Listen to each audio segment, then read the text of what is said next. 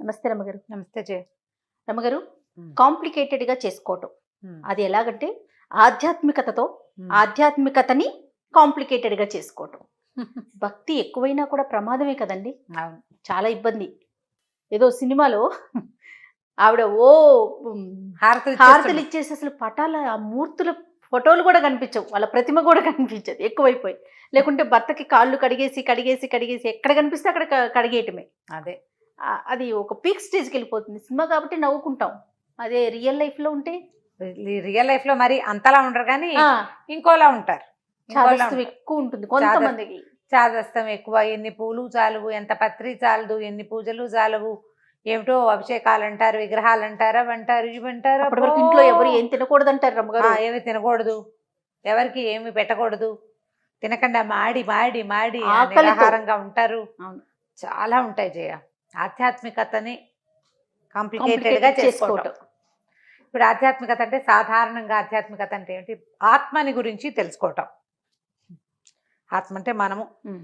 జీవాత్మ, పరమాత్మ. ఎక్కడున్నాడు? అక్కడెక్కడో ఉన్నాడా? మనతో పాటు లేడు.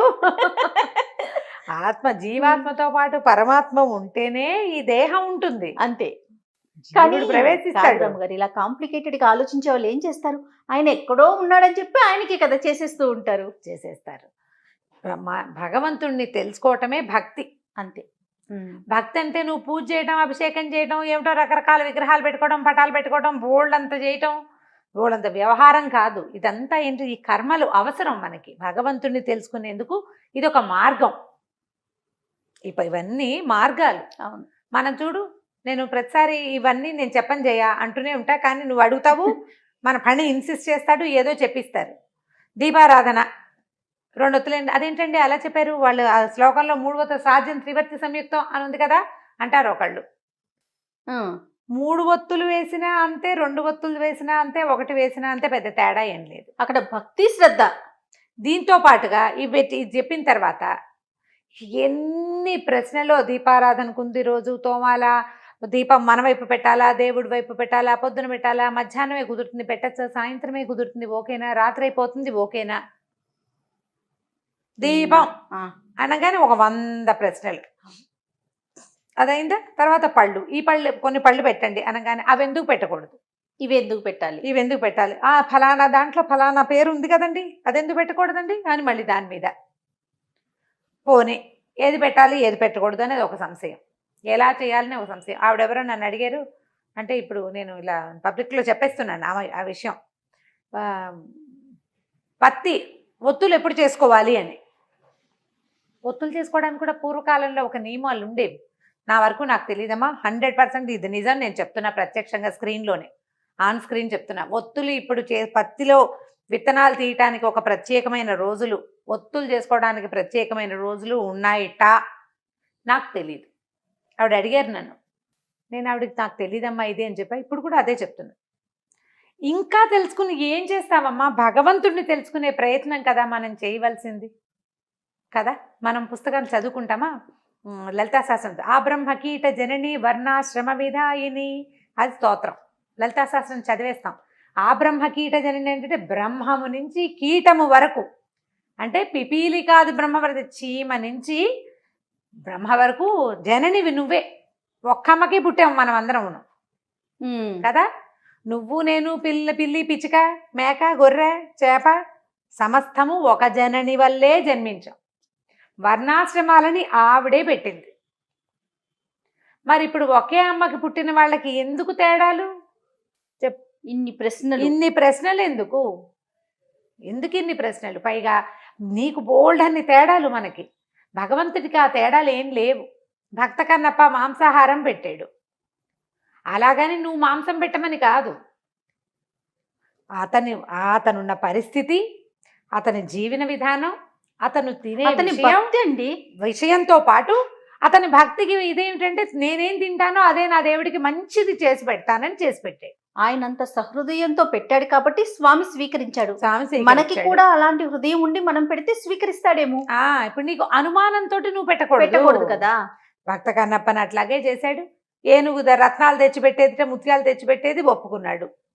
సాలెపురుగు వచ్చి గూళ్ళు కట్టింది ఒప్పుకున్నాడు. అంతే. నీళ్లు తెచ్చి పోసేది ఏనుగు, ఇంకోటి వచ్చి ఇంకోటి ఏదో పోసేది. ఈ కథలన్నీ వింటామా మనం?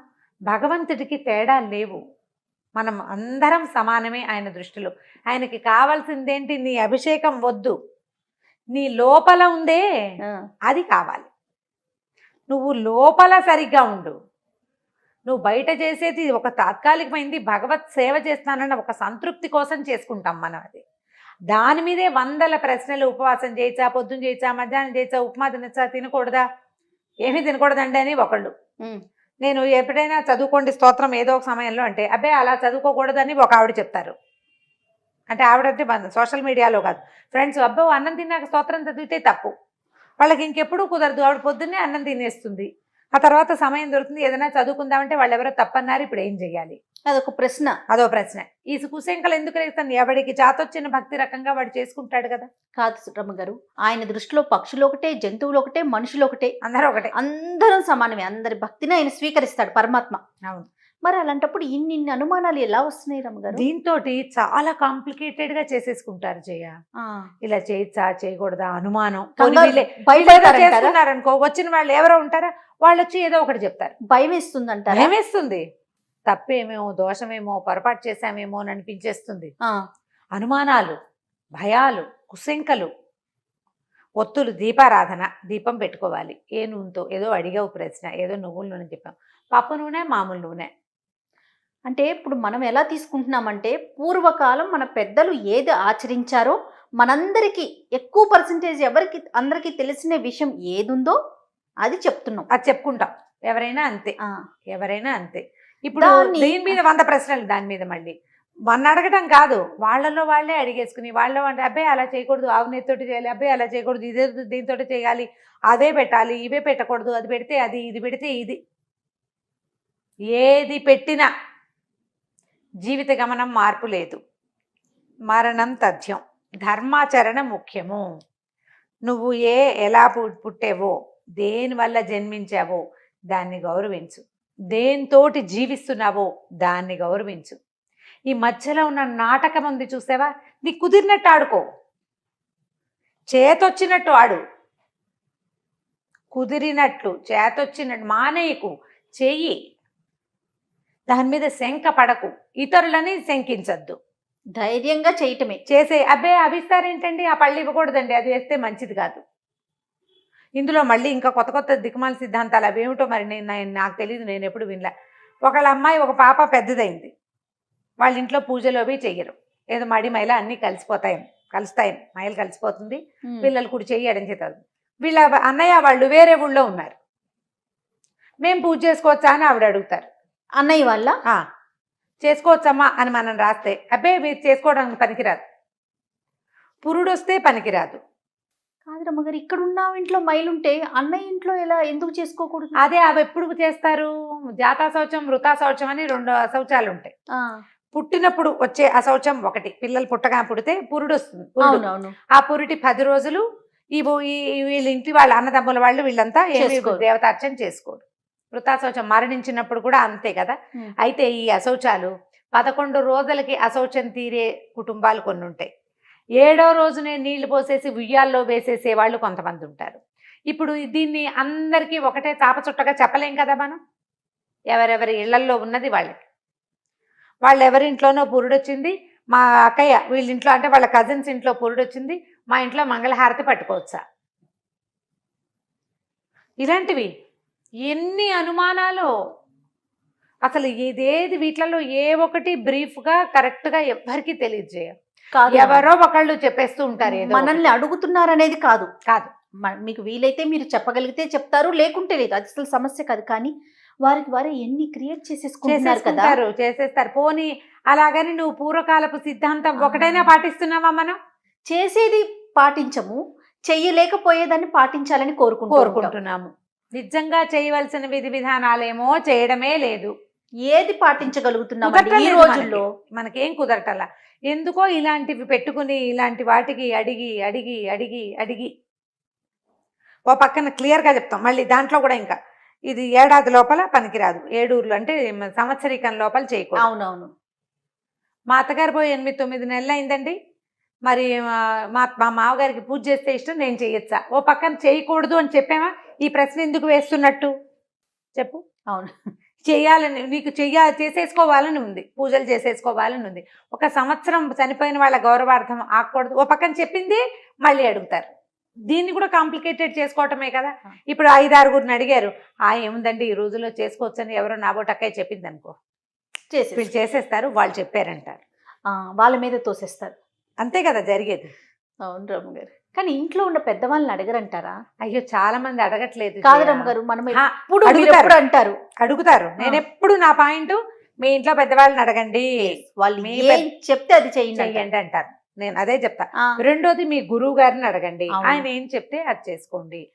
సోషల్ మీడియా గురువు కాదు, సోషల్ మీడియా పెద్దది కాదు అని పదే పదే చెప్తాను నేను. సోషల్ మీడియాలోనే మనం ఒకరిని గురువుగా భావిస్తే వారినే ఫాలో అవ్వండి, ఒకరిని అవ్వచ్చు, అదేం తప్పేం కాదు, మంచి మాటే. మనకెవరు దొరకలేదు, ఇక్కడ ఒకరిని వింటున్నావు, చాలా నచ్చింది, మన మనసుకు ఆహ్లాదంగా ఉంది, వాళ్ళు చెప్పిన పాటిస్తుంటే మనకు బాగుంది, పాటించండి, ఒకళ్ళని తీసుకోండి. అందరూ పెద్దమ్మలే, అందరూ పెద్దనాన్నలే, అందరూ మావయ్యలే, అయితే ఎలా కుదురుతుంది? కుదరదు కదా. అందరినీ చుట్టాలని చేసుకోకూడదు, ఎవరో ఒకళ్ళని పెట్టుకోవాలి. ఈ విషయానికి వెళ్ళి ఆ విషయానికి వాళ్ళని అలా అనుకోకూడదు. ఆధ్యాత్మిక విషయానికి ఒక్కళ్ళు. మంచి జరిగితే అంటే ఏమీ జరగకపోతే అంతా ప్రశాంతంగా ఉంటే నా గొప్ప. అక్కడ ఏదన్నా తేడా కొట్టిందో వాళ్ళు వీళ్ళు అదే కదా, వాళ్ళు చెప్పారు మేము చేసాం, వీళ్ళు చెప్పారు మేము చేసాం, అందుకని ఇలా అయింది. అదే అమ్మాయి ఎవరో నాకు మెసేజ్ పెట్టింది, మీరు యూట్యూబ్లో చెప్పడం మానేయండి, మా అమ్మ మీవన్నీ విని చాదస్తంగా తయారైంది అని. నాకు నవ్వు అయ్యో రామా. నేను ఒక్క విషయం చాదస్తంగా చెప్పాను, నాకు లేదు, నేను చెయ్యని ఏది ఎవరికి చెప్పను, చాలా జాగ్రత్తగా ఉంటాను. అసలు అలాంటి ప్రశ్నలే తీసుకురాదు సుమన్ టీవీ. అదే అది జాగ్రత్తగా ఉంటాం. అయినా సరే ఇప్పుడు ఏంటంటే మనకు ఒక సమాధానం కావాలనుకో, నువ్వు ఎప్పుడు అడుగుతావు నలుగురిని?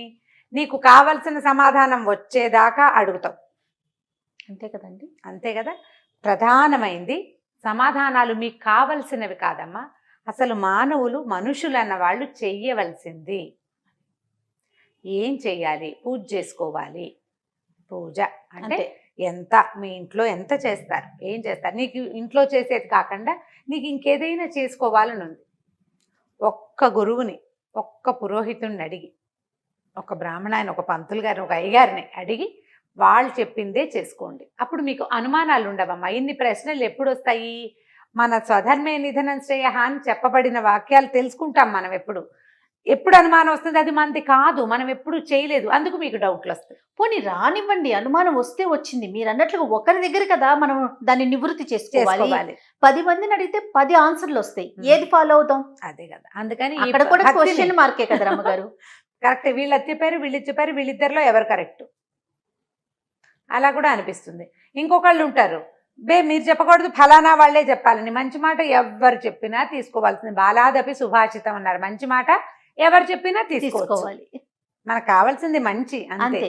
దీన్ని, ఈ ఆధ్యాత్మికతని, ఈ భక్తిని కాంప్లికేటెడ్ గా చేసేసుకోబోకండి. భక్తిలోనే వెళ్ళండి. భక్తి మార్గం మంచిది, అత్యద్భుతమైనది, భగవంతుని చేరే మార్గం.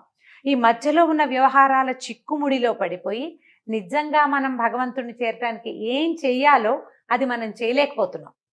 ఆ దృష్టితోటి పనిచేయండి తప్పకుండా. పూజ, దాన్ని దాటి ఆలోచించండి. ఒక వ్రతం, దాన్ని దాటి ఆలోచించండి. అంతా ఇక్కడే ఇవన్నీ రకాలు చేయలేకపోయాం బెంగ పెట్టుకోకండి. సరిగ్గా ప్రసాద వినిమయం అయ్యిందా లేదా, ప్రసాదం చేసాం, ప్రసాదం చక్కగా ఖర్చు అయిందా లేదా, నలుగురికి ప్రసాదం ఇవ్వగలిగామా లేదా, పూజ సరిగ్గా చేయగలిగామా లేదా. ఈ మధ్యలో ఉండే చాలా రకాలు ఉంటాయి కదా, ఇన్ని దీపాలు ఇవి అంతా ఏం హైరాన్ పడద్దు, మన శక్తి మేర చేసుకోవాలి. మనకి తెలిసినదే మన భక్తి. నేను ఇట్లాగే చేస్తున్నాను, నాకు ఇలాగే అలవాటు, చేయండి, అంతే, చేసుకోండి, అంతే. ఇప్పుడు ఎవరైనా చేస్తే ఇదేమిటి ఇలా చేస్తున్నారు లాంటివి అడగబోకండి, వాళ్ళ పద్ధతి అదేని ఊరుకోండి. ఇతరులని ప్రశ్నించడం కూడా తప్పేనని చెప్తుంది కార్తీక పురాణం. వాళ్ళ పూజని మనం ప్రశ్నించకూడదు, వారి విధానం వారిది, అంతేనా, వాళ్ళ ప్రకారం వాళ్ళు వెళ్ళిపోతారు. సత్యనారాయణ స్వామి ప్రసాదం ఉందా జయ, మనమేమో గోధుమ రవ్వ పంచదార చేస్తాము, రవ్వ కేసరి బొంబాయి రవ్వతో చేసేవాళ్ళు కొంతమంది, బొంబాయి రవ్వని వేయించి పచ్చి రవ్వే కలిపేవాళ్ళు ఇంకొంతమంది, గోధుమ రవ్వ పచ్చి రవ్వని కలిపేవాళ్ళు కూడా కొంతమంది. ఇన్ని రకాలు ఉన్నాయి కదా. ఇప్పుడు ఎట్లా ప్రశ్నిస్తావు నువ్వు? ప్రశ్నించలేం కదా. కాబట్టి ప్రశ్నలు మానేయండి, కాంప్లికేటెడ్ చేసుకోవద్దు. భగవంతుని చేరే మార్గాలని సరి అయిన వాటిని అన్వేషించండి. ఆ దారి ద్వారా వెళ్ళిపోండి. ఇంట్లో పెద్దవాళ్ళు లేదా ఒక ఆధ్యాత్మిక గురువు, ఒక్క గురువుని అనుసరించి హాయిగా పూజ చేసుకోండి. వాళ్ళు ఎవరో చేశారని అది, వీళ్ళెవరో చేశారని ఇది, వాటి జోలికి వెళ్ళబోకండి. వాటన్నిటి వల్ల మీకు ఫలితం లభిస్తుందని మీరు నమ్ముతున్నట్లయితే ఈ పాటికి ఆ పూజ చేసిన వాళ్ళ ప్రతి వాళ్ళు టాటాలో బిర్లాలో ఇంకోటో అయిపోవాలి. అవడం లేదు, అట్లా అవటల్లా. మన మనసుకి నచ్చుబాటుగా ఉంటే చేసుకోవాలి అంతే, తప్పకుండా. నమస్తే. నమస్తే.